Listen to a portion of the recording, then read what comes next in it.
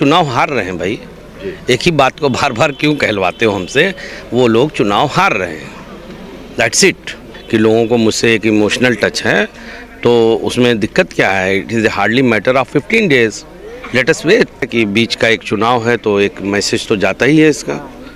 लेकिन ये बिल्कुल क्लियर है कि बीएसपी ये चुनाव जीतने जा रही है। शाह आलम गुड्डू जमाली ना इन चीज़ों का सहारा लेता है। मैं बैसाखियाँ लेके नहीं चलता। आप मेरी मेरिट को समझिए। मैं अपने कर्मों अपनी मेहनत पे वोट मांगता हूँ। मैं बैसाखियाँ लेके नहीं चलता धर्म जाति की। नमस्कार, मैं हूँ राजीव कुमार और इस वक्त आजमगढ़ में मध्यावधि चुनाव चल रहा है और गर्मी है और गर्मी के साथ साथ टेम्परेचर भी हाई है, तो कहीं ना कहीं चुनाव की भी गर्मी बहुत तेज़ी से कैसे चल रहा है। अच्छा चल रहा है और आप देखिए बड़ी संख्या में जन समर्थन मिल रहा है, बल्कि उम्मीद से ज़्यादा है। और मैं तो सिर्फ इतना ही कहूँगा कि बहुजन समाज पार्टी ये चुनाव जीत रही है। अच्छा जमल साहब, ये सबसे बड़ा सवाल अब आजमगढ़ एक तरह से कोई कह रहा है कि ये 22 का ये जो मध्यावधि चुनाव ये 24 भी तय करेगा और 27 भी तय करेगा। अब वो सही है। ये एक तो जाहिर है कि बीच का एक चुनाव है तो एक मैसेज तो जाता ही है इसका। लेकिन ये बिल्कुल क्लियर है कि बीएसपी ये चुनाव जीतने जा रही है।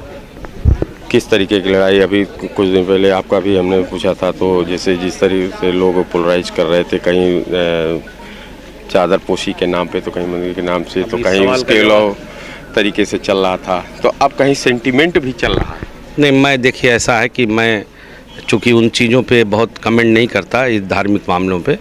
चूँकि मैं धार्मिक आधार पे राजनीति नहीं करता, मैं मेरिट पे राजनीति करता हूँ।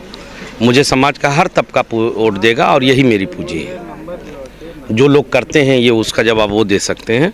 शाह आलम गुड्डू जमाली धर्म जाति के नाम पे वोट नहीं मांगता। पिछली बार हमारी बात हुई थी तो आपने गढ़ पे आपत्ति जताई थी, लेकिन उसे गढ़ भी मान रहे हैं, सिंपैथी मान रहे हैं, उनका पारंपरिक वोट मांग रहे हैं। मेरी धर्मेंद्र जी से बात हुई थी तो उन्होंने ये कहा कि जिस तरह से मैं क्षेत्र में जा रहा हूँ मुझसे लोग अपने तो इमोशनली लग रहे हैं, इमोशन का खेल। तो अच्छी बात है, अगर ऐसा है तो नतीजा आ जाएगा 26 तारीख को। उसमें मैं क्या कहूँ। अगर वो ये कह रहे हैं कि लोगों को मुझसे एक इमोशनल टच है तो उसमें दिक्कत क्या है। It is hardly matter of 15 days, let us wait. और 26 को पता चल जाएगा किसका इमोशनल इन्वॉल्वमेंट ज़्यादा है। मैं इस पर कुछ नहीं कहूँगा। वो चुनाव हार रहे हैं भाई। एक ही बात को बार बार क्यों कहलवाते हो हमसे। वो लोग चुनाव हार रहे हैं, दैट्स इट। ठीक है। अच्छा जमीन साहब, अभी एक हाल में मामला आया जो स्टार कैंपेनर की बात आ रही थी, लिस्ट जारी हुई, अब की बार सतीश मिश्रा का नाम उस लिस्ट से गायब है। देखिए सच बताऊं, मैं आप बिलीव नहीं करेंगे, मैंने अभी तक वो लिस्ट भी नहीं देखी। You will not trust me but ये दिस इज़ ट्रूथ। ये सब नेतृत्व की बातें होती हैं, इसमें हम लोगों को बहुत ज़्यादा वो नहीं होता। मैं सुबह 8 बजे से निकलता हूँ, रात 12 बजे जाता हूँ, थक के सो जाता हूँ। 1 बजे जाता हूँ, कपड़ा बदलता हूँ, रात का 2 बज जाता है, फिर मुझे 4-5 बजे उठना रहता है।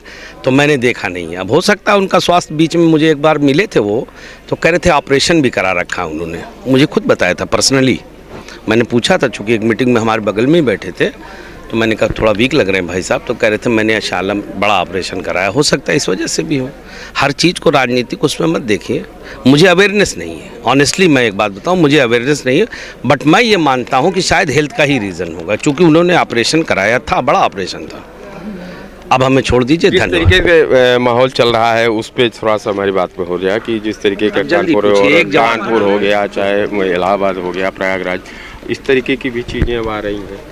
क्या मतलब, मैं दोबारा पूछें। जिस तरीके की घटना घटी है, कल भी घटी, कानपुर में भी घटी, बयान को लेके अब इस तरीके का चारों तरफ ऐसा है। देखो, मैं मेरिट पे चुनाव लड़ता हूँ, मैं कमज़ोर आदमी नहीं हूँ। जो लोग ये काम करते हैं उनसे पूछिए आप, है ना। शाह आलम गुड्डू जमाली ना इन चीज़ों का सहारा लेता है। मैं बैसाखियाँ लेके नहीं चलता।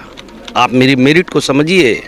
मैं अपने कर्मों अपनी मेहनत पे वोट मांगता हूँ। मैं बैसाखियाँ लेके नहीं चलता धर्म जाति की, समझ गया।